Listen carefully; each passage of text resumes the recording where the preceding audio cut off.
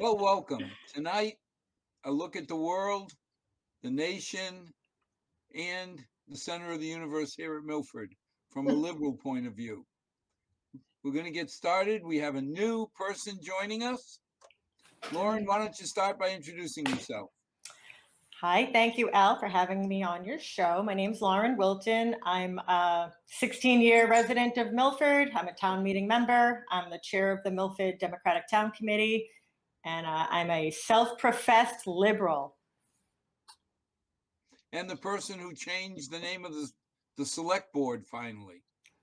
Well, a little help from the town meeting, but yeah. Well, you lit the spark. I mean, you started it. Yeah. Well, if we're gonna do a little humble bragging, I've been trying to get the town meeting to continue to go remotely. Well, we can talk about that when we go local. Mm-hmm. Because all the fears that the town meeting would be a disaster remotely, the last 2 town meetings ago were proven wrong. It went perfect. Yeah, it was great. Glenn. My name is Glenn Wiech, 25-year Milford resident, member of the Milford Democratic Town Committee, and also a town meeting member. And Chris? Christine Crean. I am Milford resident for about 40 years. Democratic Town Committee member, state committee member, town meeting member, and like Lauren, self-proclaimed liberal, bleeding heart, I might add. Yeah, looking to move the agenda forward. Well, if I look at it that way, I'm 65-year Milford resident, but I belong to no party because neither party will have me. Let's start. Everything in the news has been about, not everything, but the majority, about Afghanistan. Who wants to start us off? I'm going to say something. I can say a number of things that were not good about this whole endeavor for 20 years. I guess my question is that what was our goal at the end of all this? Because it feels as though we were chasing our tail after 9/11, looking after ghosts, and after 20 years and how many trillions of dollars, what have we accomplished? And did we ever have a goal for this whole endeavor? How sad, all the lives, all the money spent, and pulling out. I have a hard time understanding when the first Bush defended Kuwait against Iraq. We knew what we wanted, push Iraq out of Kuwait. Mm-hmm. And he pushed and he pushed and he got to the border and said, I'm done. And there, we seem to be very good at fighting wars, but not so good at being policemen or nation builders. Well, that wasn't our goal, though, right? Our objective was supposed to be find and kill Osama bin Laden and prevent the Afghanistan country from harboring terrorists that had attacked us. And then we got distracted by getting into a war with Iraq, and that probably didn't help our long-term goal in Afghanistan. But we killed Osama bin Laden. What was that? 10 years ago? We should have exited then, right? Like, see ya and get out. I give Biden a lot of credit for ending this, because I think that politically it was a very tough call. He's not looking good right now to a lot of people on the pundits on TV. But I mean, for crying out loud, how much more money are we going to spend? How many more lives? How many more lives? I hate to say it, Lauren, but $1 trillion can be replaced. The 2,000 sons and daughters bother me more. And the hundreds of thousands of Afghani citizens that we killed, some of whom or most of whom I would guess are just average citizens trying to get through their day. And I'll also add to the timeline there that we had basically accomplished what we wanted to do or set out to do in the first few months of our strikes on Afghanistan. We had basically shattered Al Qaeda and They were on the run. They basically left Afghanistan. And the people who were in charge of it were the Taliban at that point. And Taliban, they were going to make a deal with George Bush to hand over Osama bin Laden, and the condition was that that they would hand him to a third party and not to us. And George Bush turned that down, and he set this. He wanted an invasion, and that's what he got. So we did the full invasion and the occupation, and we've been there ever since. Nobody deciding at some point to pull us out of there. So fast forward to 2018, we have the provisional government there, the Afghani government, horribly corrupt, as you can imagine, not functioning very well for the people necessarily. They're basically a proxy for us. And President Trump decides to start cutting deals with the Taliban. The first thing he did was made a deal with Pakistan to release 5,000 of the prisoners and hardcore fighters from prison. One of them is now going to be the president of Afghanistan, Baradar. And then 2 years after that, in 2020, he started making a deal with the Taliban to pull us out of there. Again, he was making a deal with the Taliban with the direct opposition from the Afghani government. He just went right around them to deal with the Taliban. So the deal was always that the Taliban would take over the country. It's just a question of when. And the Afghani government had no leg to stand on once that happened. That was in, I want to say, March or April of 2020. I forget the exact time frame, but that's when the deal to pull us out of Afghanistan started. It was supposed to happen in May of this year. And obviously it's taken us till August to make that full decision, but we've been drawing troops down in the interim. And then obviously the Taliban in the meantime has surged across the country. And yes, the Afghani military has not fought back, but what would be their incentive to do so? The die was already cast when President Trump made the deal with the Taliban. The writing was on the wall that the Taliban was going to rule the country. So there was absolutely no need for additional bloodshed by anybody. The Afghani military wasn't being paid, by the way. So they decided to lay down their weapons. They were cut a deal by the Taliban, who ran around the country to talk to all of these divisions of soldiers and said, look, you're not being paid anyway. And the Afghani government isn't going to be able to protect you. So why not just lay down your arms when we stop by, and we'll take over, and we won't engage in retribution against you. And that's basically what's happened. That's how they've been able to sweep across the country and take the whole damn thing over so fast. And then in the meantime, the president or the former president is in another country with $169 million in cash. Oh, yeah, right. Yeah, bags full of cash. Great. So, Now, yeah, I mean, the people that live there. Do you think people are criticizing the president for pulling out, or the way he's pulled out?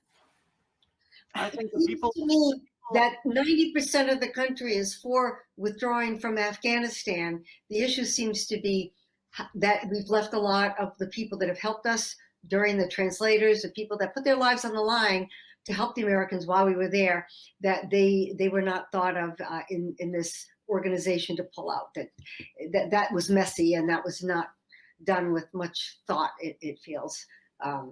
So yeah, a lot of Americans got out okay. But what's happened to, kind of like they're equating it very similar to Cambodia, when there were a lot of people similar that helped us during the war there, and they were left behind. And what's going to happen to them if the Taliban finds out who they are and hunts them down? It's a sad situation. They're going to find out. It's not like you can hide it. Neighbors, less than friends, are going to rat you out one way or another. What does that say about us, about our commitment that when we go into other countries to try to help them, and sure, help us out, whatever, and we'll take care of you, and then we don't. That's the part that I think seems to be under the most criticism, is that they didn't ask the Afghanis to come to the table when any of this negotiation was happening. Am I correct, Glenn? I mean, you're very well versed with this, but I mean, that was a piece that seemed to be missing in this whole thing, that their voice wasn't heard. They weren't a part of that negotiation at all. So they had no control. They were really left out of that picture. And then we finally pull out after how many years that we talk about that. And it just feels as though we've had this on the table for so long. And then when the final, we finally pull the trigger, we pull out, no organization, these people that have visas that can't get out, that can't get on the plane. I mean, seriously, it feels as though we could have done a better job with that. I don't understand why we didn't start months ago. We had a very large U.S. Air Force base, Bagram. Why didn't we pull out in concentric circles? And obviously it sounds easier when you're just sitting at the center of the universe, nice and calm, saying, why didn't we do this or that? But I would have thought you'd start months ago using our Air Force base, pulling out all the people in the extremities. I don't understand why we waited. So I think there's two reasons why. One was that the Afghani government was against us starting to airlift people out and making it official because they were afraid that it would be bad for morale for the rest of the country. That basically they've conceded that they're not going to be in charge anymore, and it would lead to some lawlessness. Number two is that they were afraid of the right-wing freakout if we start airlifting tens of thousands of Afghani citizens out of the country into our space and start naturalizing them into our country, which I think has already started again. And so I understand those concerns, but I would still have done it regardless. I don't understand. You're talking about the border. We'll talk about the border later, but the border is letting in 20,000 people a month. And we make a big deal out of 20,000 people who we owe. We gave our word we'd take care of them. So where does that make any sense? So somebody's going to complain about something. There's no way that even in the perfect world, when things were organized correctly, maybe, and it was done more planful, that somebody's not going to complain. So I think you have to take a leap of faith and make a decision and just go with it and not worry about those that are going to piss and moan about woulda, coulda, shoulda.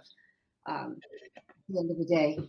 Let's not forget, we only had, 2,000 active military there at the time of the pullout. So there was like 350,000 Afghan military who were trained, equipped, and we can quarterback it after the fact, but I would think if it would be reasonable to assume that they would be able to help in this endeavor, and somebody dropped the ball, somebody, I don't know, but I mean, it's real easy to say that, but I mean, who ends a war well? Well, Glenn made a point. They weren't getting paid, number one. The president takes off with all this money. Who was in charge of where was the president? What decision was he making in terms of keeping his military financed and funded and supplied and stuff? Where was the leadership there? And at what point did that go away, I guess? It feels as though if the leader gives up, what are the rest of them going to do? If you have somebody who's supposed to lead you saying, okay, I'm done here, you kind of left them. And did we provide enough structure? We seem to, we go into these countries and it feels as though we're not sensitive to their culture, to their way of doing things. It feels as though that we go in to try to make them in some ways look like us. And we lose sight of maybe who they are and what their needs are, and try to make too many changes and try to set up a government from the top down as opposed to maybe the bottom up. There's a lot of things that You think we'd learn by now? After But that all was the- never our objective, though, right? Our objective was not to nation build. Our objective was to prevent another attack like 9/11. That was our objective. So Now, Okay. let me ask a fundamental question while you're on point, Lauren. Do we have the right? You know, Christine said we got in there and we got sidetracked because we wanted to make them more like us.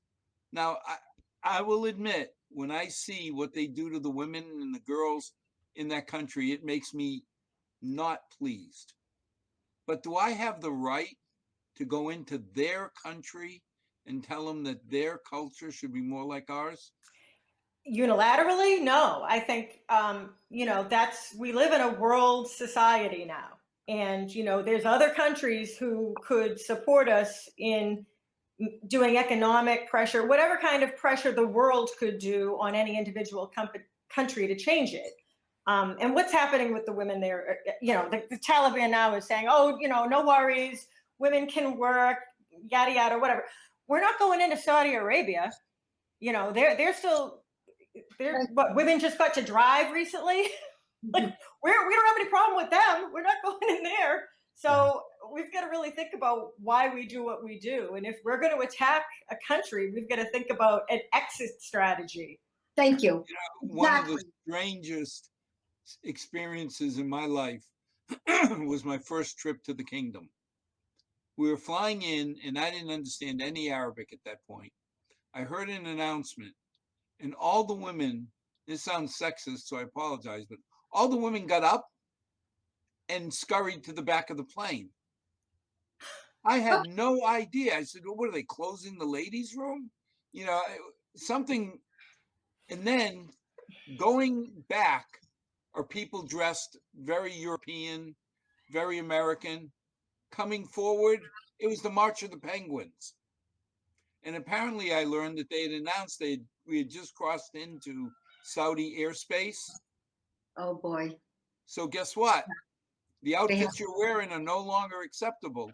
And when I heard the Taliban say, we're going to allow women the freedom to work, the freedom to learn within Sharia law. Oh boy. There's that loophole. That little within the Sharia law kind of made me wonder, what does it really mean? And when they asked a journalist, apparently an accomplished female journalist, will she be able to work? And so I've been told I'm able to do my job, just not around men. So I don't get it. What's changed? Well, let me just say something, that for 20 years now, we've been fighting this war, and they've not had Taliban has not had control over the government and deciding what women do. We've got 20 years now of women getting educated, having different freedoms and whatnot. Now we're going to go back. That'll be interesting to see how that plays out. We've got a whole generation of women who have a different experience, and now we're trying to put the genie back in the bottle. I don't know how that's going to play out. It'll be interesting. Especially what you said is true. This is an entire generation. Mm-hmm. These are girls who were born into basic freedoms, who studied, and I say basic because it's limited, but what they had before, but yeah. What they had before. Mm-hmm. And now all of a sudden you're going to say, oops, just kidding. Mm. How do you unlearn that? I mean, I don't get it, because if you're a male soldier and you have no children, so you don't have a daughter, and you never got married, so you don't have a wife, but you had to have had a mother. Somewhere there's a female that really affected your life. And how do you just turn your back on all of the women in the country? Beliefs are very strong. This is kind of ironic because 101 years ago, women got the right to vote here. Yeah. So it's real easy for us to be like, oh, well, we're so whatever. I mean, we're just on a different timeline. Yeah. the men there, in order for the women there to be successful, it's not enough for them to protest. They need allies. They need male allies to help them to change things. Or it's not going to change. It's just going to go back. And it's sad. And I don't know what we can do. But like I said, I think we need to work with other countries to put pressure on them. But we needed to leave. I mean, we need to spend money here. Right, yeah. Can I ask a real stupid question here? So 9/11 happened, and we found out it was Saudi Arabians, right? They were Saudis. So how come we ended up in Afghanistan? I'm confused. The Saudi Arabians were the funders of the mission, but Al Qaeda was headquartered in Afghanistan. Their training sites were there. All right. Bin Laden had spent a lot of time there, so that's Okay, why. thank you. Right, although Bin Laden was in Pakistan though when he was captured. when he was killed. Yeah. Yeah, after we invaded, he moved to Pakistan. He was getting dialysis there, but they've never released the full report on what happened with 9/11 and who the actual funders were and who the people in the Saudi government were that were actually making it happen. And so that's something that at some point we should find out. I'm certain that it would change our relationship with Saudi Arabia. It's unfortunate that they're one of our allies in the Middle East. Maybe that's why we were trying to work more with Iran for a while. But Glenn, the enemy of my enemy, Is my right friend. now, Iran is the biggest threat. I'm not Saudis, sure that's true. well, in the opinion of a lot of people in government, Iran is certainly a much larger threat than Saudi. And Saudi has been an ally, and economically, we need them.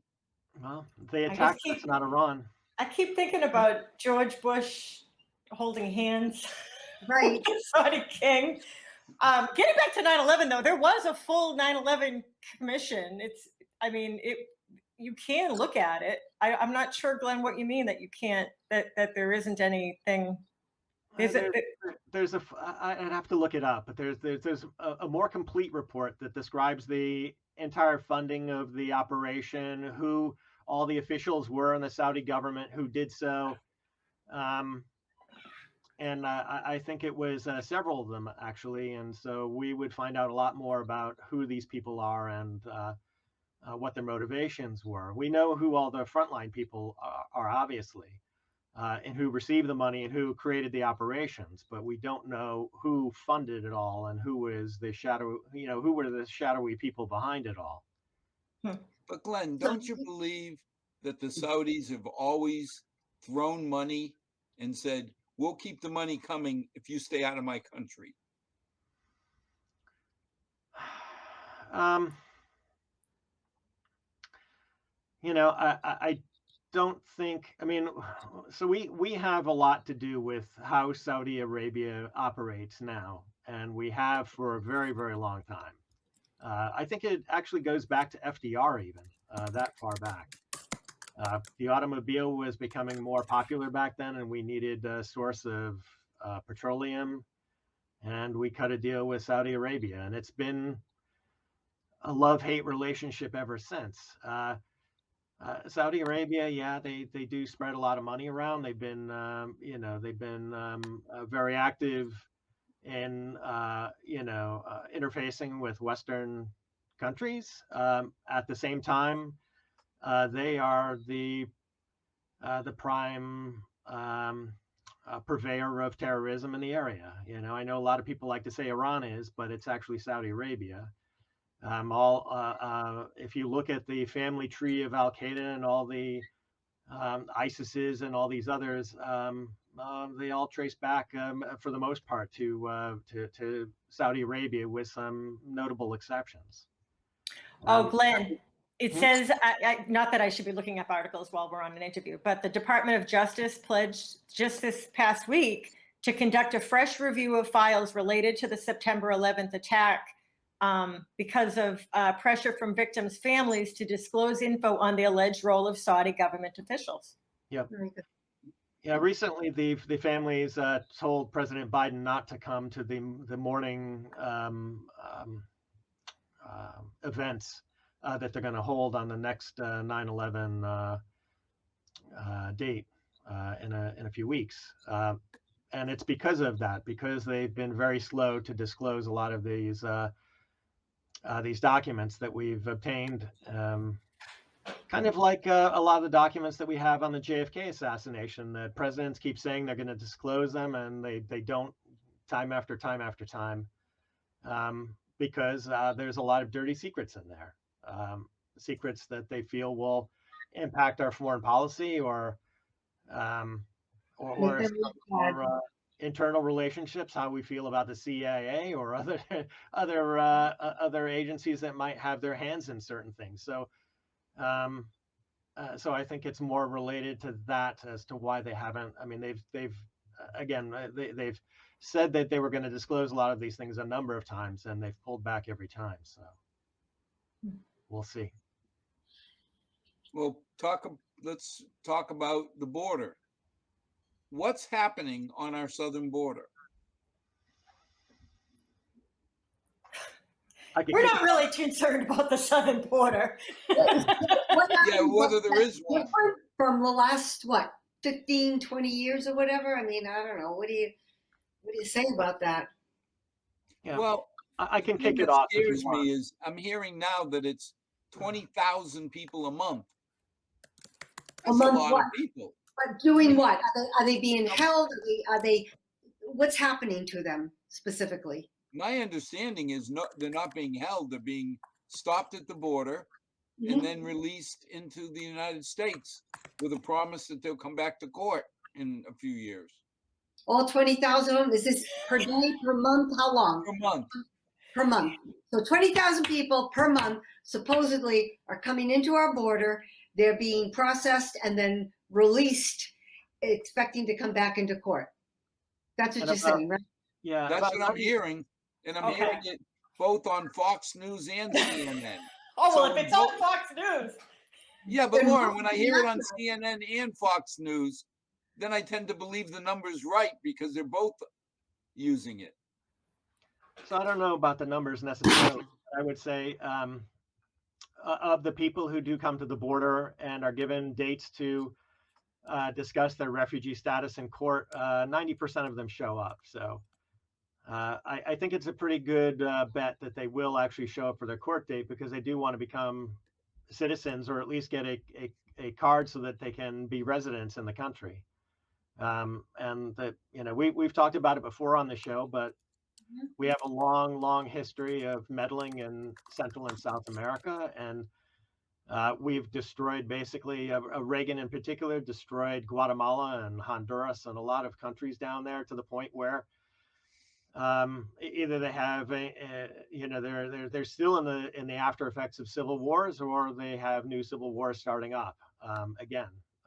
So we're getting a lot of people from Guatemala and Honduras and places like that, where places are incredibly poor, and we have proxy governments there who are very good for our business interests and very bad for the people there. So I don't blame them for showing up at our border. I wish there were more we could do to change our relationship with foreign countries and our empire, such that we can make the situation more livable for the citizens of those countries. But right now, that's just not the case. And so when they show up at our border, we shouldn't be surprised. I know a lot of people are really angry about it. But if they want to know who's at fault for that, they should really just step over the mirror and take a look. We've had this policy for, over 30 years. And actually, if you want to go all the way back to Eisenhower or before that, I mean, it's the history doesn't get any better the further you go back. But it was extremely bad during Reagan's time, where he was sponsoring death squads and doing it with the express over the express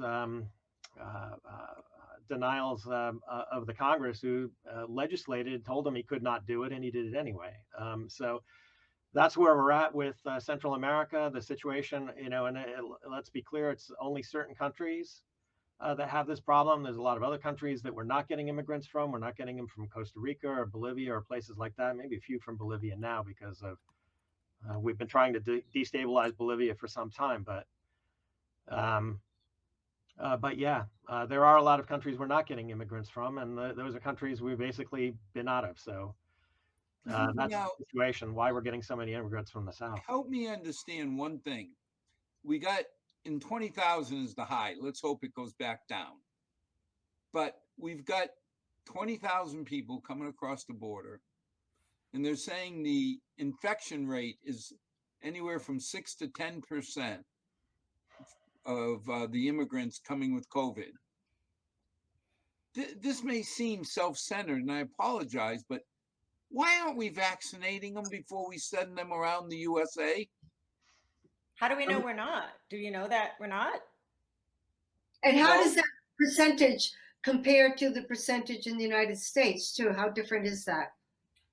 And did they get it while they were in one of these little cages outside? Like, how did they get infected? Why do we assume it came from there? I mean, But Lauren, whichever way they got it, we're taking these people and we're sticking them in tubes, planes, buses, trains, where they're mushed Automobiles. together.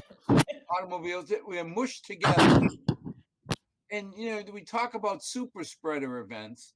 I mean, I don't understand that for me to get my service guy to come into the country from England, I got to jump through all sorts of hoops. He's got to be tested, but yet we're taking people who probably don't know better. And yes, they could have gotten COVID while they're in our hands, and then just spreading them around the country. I think this narrative is a problem, and so I want to apologize for joking around about the numbers and everything. But if you look at the history of our country, we always had open borders. Mhm. This, to me, this is just another one of these things where we're going to demonize, people who are in crisis. Most people don't want to leave their home. So if you're going to cross across a desert and risk your life to do it in the heat of the summer, there's going to be a pretty good reason why you're leaving. And, we hold ourselves up as this wonderful beacon of hope, but we're going to demonize people from coming here. And then unless you're actually an American Indian, you've got no right to even say anything. So. But not only that, we're also saying, why don't we vaccinate them? Well, why don't we vaccinate the people here that refuse to get vaccinated? Seriously. They spreading it just as much. Yes. Let's have I agree with you. Let's have a full mandate of vaccinations for all. I'd be fine with that. Yeah, Countries get vaccinated. Polio. I mean, people push back on that. Probably not as much. Maybe there wasn't that mass media, but what are we doing here? We keep pointing the finger outside. We started off saying the pesky First Amendment allows you to do what you want as long as you don't impose on my rights, right? Correct. Now, if you don't want to be vaccinated, I'm okay, but don't come in contact with other humans. So how do you police that? Yeah. Well, that's the problem now. Are you going to stop people and say, show me your vax passport, or what do you do? I mean, in the schools, That's okay. They want voter IDs now, but they don't want a vax passport. They want it both ways, people.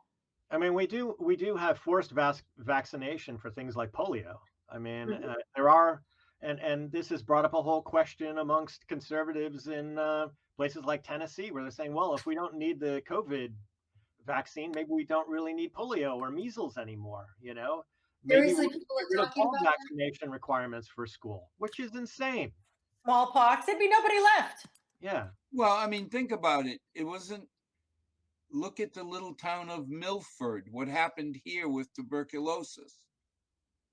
People forget that it was a few years ago that we started getting cases of Right. TB, and you can't fault people who aren't educated, who don't understand, but we had to pay the visiting nurses.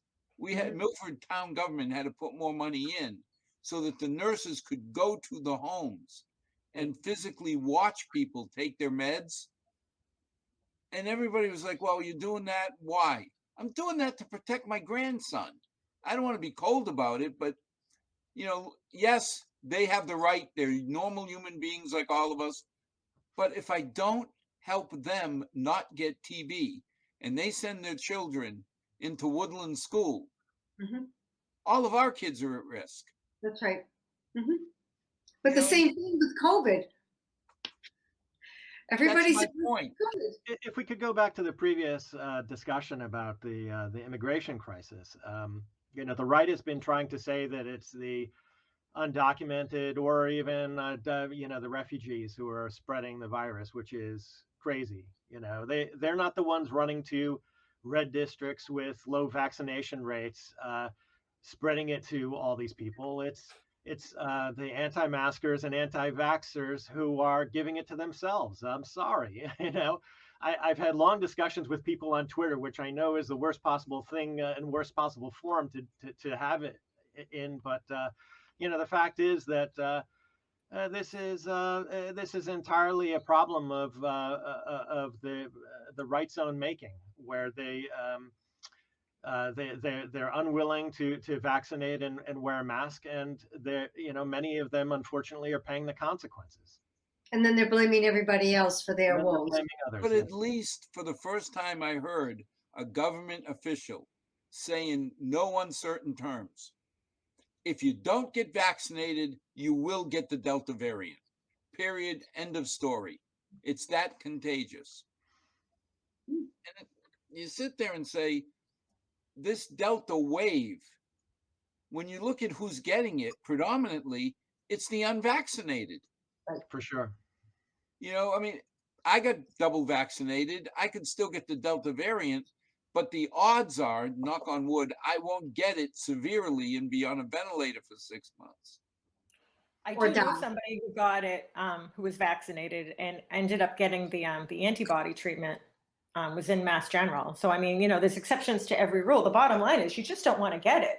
You don't want to get it. Doesn't matter. You don't want COVID. You don't want the Delta variant. You don't want another variant. That's the bigger issue. If people refuse to get vaccinated, the Delta is just going to be a little tease, and the next one is going to be worse because viruses adjust. They learn how to kill us. Evolve. Right? Well, look at every year. We're getting into the season where we're going to go get a flu shot. And a flu shot has 3 different components.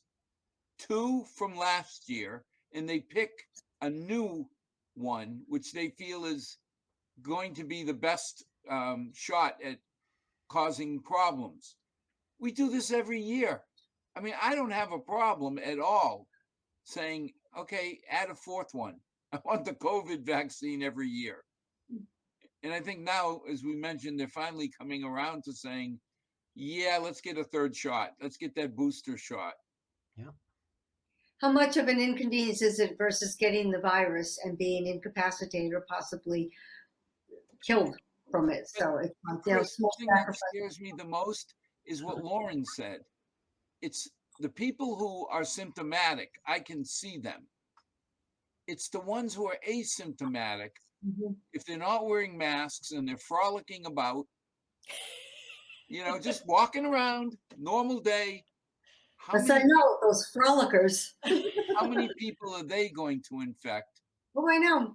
I have 2 sisters who refuse to get vaccinated. And they're conservative and they listen to Fox News. And I just hope to God that they're going to be okay. I don't agree with their politics, but it makes me worry, I kind of feel scared for them. I don't know what's going to happen. For everybody around them. And that's where these labels are so crazy, because is that a conservative thing to do? Like you would think a conservative person would do what the experts recommend, not what some moron on, Facebook is recommending. No. So it seems counterintuitive to that whole philosophy. I get it, but it feels as though more times than not that people who are more right-wing leaning and listen to certain news outlets have that mindset and buy into that. And it's impossible to argue or talk them through it. Their beliefs are stronger than the facts. Because Trump politicized this. Yeah. He had an opportunity to step up and lead, and he didn't do it. And this is what's people are like. It's like a team. I'm on the team of my body is going to fight this off. No, it's not. Or maybe yours will, but your relatives won't, or your neighbor or your coworker, and you're going to feel good about killing them. I just don't get it. I wonder if it gets to a point where, seriously, that people become so wedded to their beliefs and dig their heels in, and then they're seen or facts are being thrown out that maybe a sense of pride or their ego is too fragile to really acknowledge that perhaps they thought wrong and to change that way of thinking. Maybe like DeSantis, the governor in Florida, it almost becomes, how can he now step away from his pontificating about, we're not going to do masks, we're not going to, all of a sudden now he's going to admit he's wrong. How is he going to stay faced with that? I wonder if that's the incentive to not. So many people have the philosophy that don't confuse me with facts when I'm trying to have an informed opinion. Right. It just amazes me. Now let's shift locally. We're about to spend the most money we've ever spent as a little town. We're about to buy a water company. I'm excited. I just want to give a shout out to Brian Murray, our representative, because he did a mic drop that was epic. And I really think, saved the day and ended the night. I think everybody knew what they were going to do going in anyway. I mean, it was only one article, but I thought he did a really great job counteracting all of the nonsense that was discussed before. And also a shout out to Al. I have to give you a shout out, Al, because Brian brought the whole process about all the things that we needed to know and why we're buying the water company. And Al, you brought it home with kind of making it look. Do you think that a private corporation is going to care about the people of Milford? And we're going to care about us more than they will. And that kind of was the icing on the cake too. So both of them, I think, really kind of brought it home. Well, thank you. But I really believe if they're honest men and women, they owe the alliance they have to the people who are paying them. They don't live in Milford. They're not looking out for us. They're looking out for their stockholders like they're supposed to. So why would I trust them to do what's best for our town? I mean, look at the three people. I mean, Jonathan Bruce says he's not from Milford, or he's told he's not from Milford because he was born in Medway. The guy has spent his entire life in Milford developing, and look what he did at Woodland. I mean, the joke at the FinCom was we don't have to buy any copper wire. We just throw a penny between Jonathan and Aldo, and we get all the copper wire because they're stretching that penny so far. And they came in on time, under budget. It was wonderful. You got Phil Ciaramicoli, who has hired, with the physicians group, all of the primary care physicians, and ran with the best intentions, a wonderful medical group. You've got Jamie Lucchini, who's part of the public works department of another town. But the key is they're all Milford. And I believe that they will vote with their hearts and their heads. But what do you think?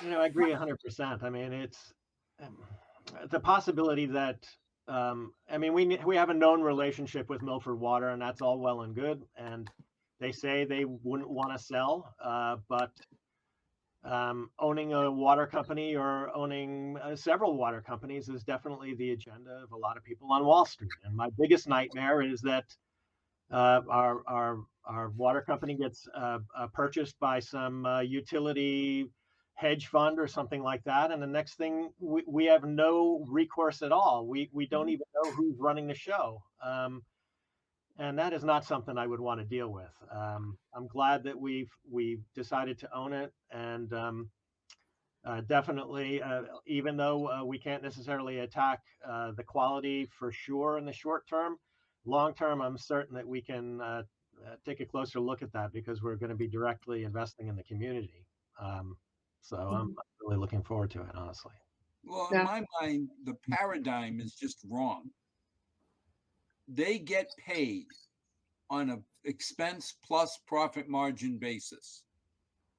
So they take all their expenses, and the DPU says you're allowed to make a reasonable profit, 6%. Well, if we don't buy, I'm convinced in my heart with no data that the White family is saying, please, Milford, turn it down. Because instead of getting 70 million, they'll get 90. Right. Because that Wall Street group that's coming in, or Eversource, whatever it is, they understand that if they spend 90, they're paying a lot more in interest, which is on their expenses, and they get a percentage above that in profit. So it's not even like we're hoping they do the right thing. You can see it happening in front of you that there's no incentive for them to be efficient. 100%. Yeah. And the whole reason why we ended up at the town meeting, as Brian Murray said, is that they failed to maintain their equipment. And that's the incentives for a private corporation. They will take profits over doing the maintenance every time because maintenance is a sunk cost. And it wasn't even failure to maintain. I mean, there was that incident. There was a criminal incident with messing with samples. Yeah. So To cover up the problem, right? the beauty about having the government involved is there's a level of transparency that you're not going to have at the corporate level. So you're not going to have. Absolutely. You think about it. If anybody believes that people are going to be shy to walk up to Phil Sermacoli or Jonathan Bruce and say, what the heck is going on here? You know what I mean? These are Milford people that we've known for decades. I can't imagine, number one, that they would hide anything. I mean, they all have their family. Phil's got all his kids. His wife worked.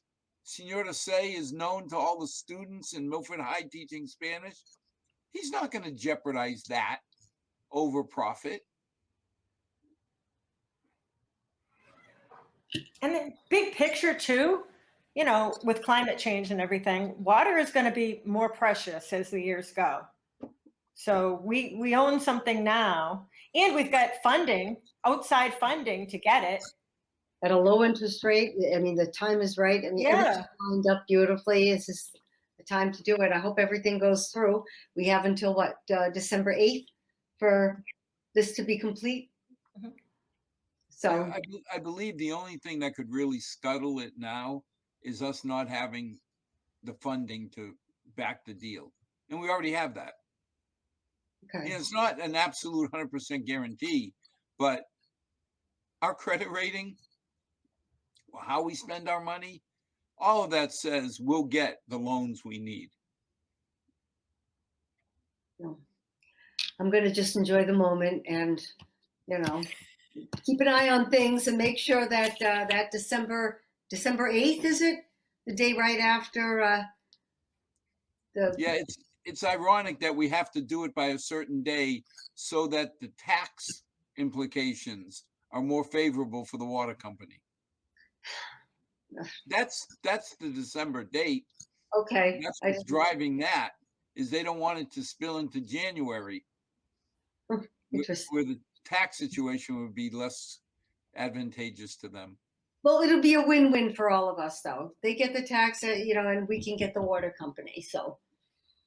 Yeah, I'm tickled pink that we're going to get this done before the new high school comes up. That was my biggest worry, is that this would drag on too long. Well, because right now our credit rating is outstanding. If you go to somebody and say, well, we're going to build $150 million high school and buy a $70 million water company all within a year, I don't know how that affects our credit, but I can't believe it would be good. Okay. I didn't realize that was on the table, a new high school. Well, it's not officially. You know, we have to come to grips with the fact that every 8 to 9 years, we're building or renovating a new school. You know, we have 5 schools, maybe you can go 10 years, but a school that's 50 years old needs work. So the high school is the next in line. Mhm. I know I've been beat up all the time for saying there's a school coming. And if this year turns out, it looks a heck of a lot better than we even hoped.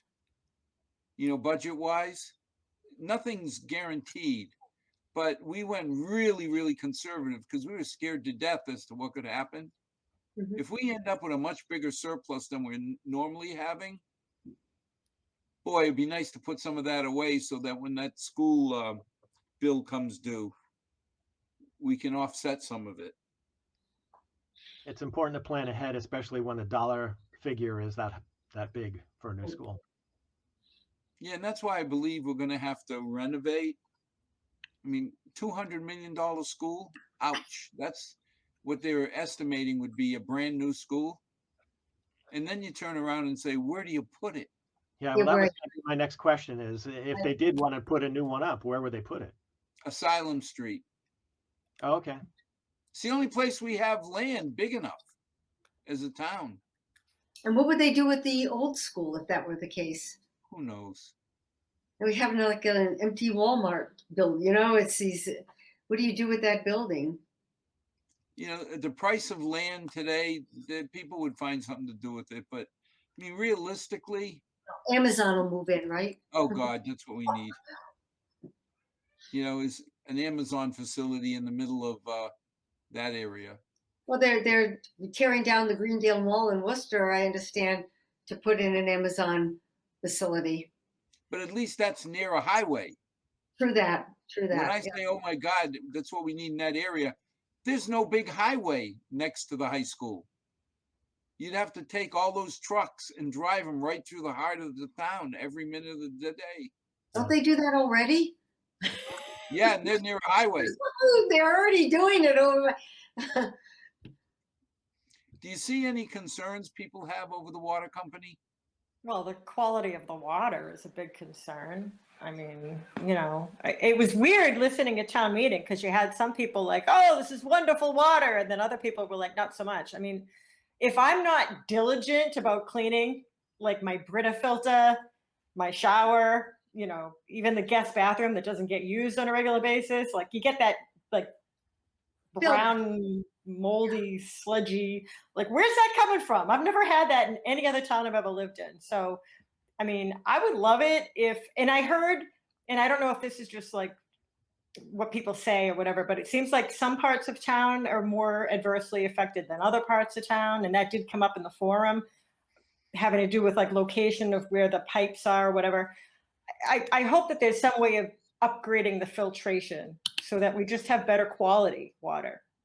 Well, I think one of the points we made was that the fact that the water company clearly had an opportunity to improve their equipment and their system and opt not to and cut corners and not do as much as they could have in order to protect their bottom line and their shareholders. So the fact that we own it now, it'll be in our best interest to kind of stay on top of that. And I think that they did indicate that there was some of the pipes that build up that could be ameliorated with good maintenance. So to some degree, I think that that'll address that. Well, they're counting on doing, you know, $10 million worth of maintenance over so many years. Mhm. If, Lauren, somebody came and said for an extra $1.5 million, we could improve. Well, now it's our decision. Mhm. You know, we as the taxpayers, we as the town meeting members could decide that it's worth doing. Think about how many people are paying for bottled water, which is ironic because I used to work in the insurance industry and like people are drinking, like, I don't want to say the name of the famous water company, but that was near a Superfund site. So like you're paying for water that is not necessarily any better than the stuff you're getting out of your tap. So I remember the market study when Perrier wanted to come to the US and they said, you want people to pay for water? You know, it was that, things like Starbucks that No, that won't work. People will never pay $3 a cup of coffee, or they'll never pay for water in a bottle. But here we are. Yeah. Well, it's amazing that, I mean, it's such an important commodity that we have. And there's, when you don't have it, think of some of the countries, people that have to walk miles just to get water. And it's vital. It really is. I can't imagine in the future if we have these privately held water companies, the control they would have over our lives much more than they do now. Well, think of the Colorado River. I Yeah. think this is the first time for decades they've talked about you need to conserve. Right. We're going to run out of water. And I just heard they're cutting back like 20% of the allocation to different areas. That's pretty amazing. No kidding. How many areas does the Colorado River serve? What are we talking about? It's a big area, isn't it? How many states? Nevada, California, Arizona. It's Wow. huge. Yeah. I think it's Southern California that it serves, but it could be Northern. It's one or the other. But again, it just shows you that we talk about climate, we talk about what we should do, and we don't do it. And now all of a sudden, the chickens have come home to roost. Mm.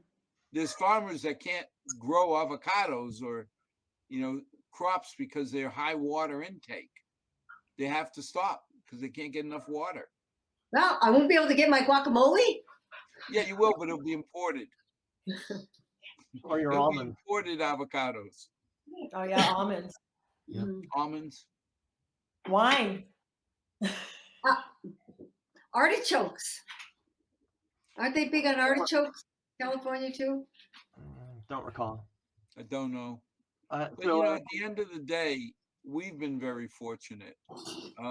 One of the things that they've talked about at the water company is investing in expanding the wells, making them more efficient. Because over time, the amount of water you can pull out deteriorates. Okay. And again, we'll have the option to do that. Mhm. Well, we're coming to the end. Lauren, your first show. We hope you'll join us in the future for more. Would be glad to. It was fun. Great. And to our 6 loyal viewers, may God bless. May tomorrow be a better day than today. We appreciate that you listen. This is kind of our CNN version. Monday was our Fox News version. And as I always believe, somewhere in between both is reality. So good night. May God bless, and may tomorrow be a better day at the center of the universe than today. Good night, all. good night, everyone. Night.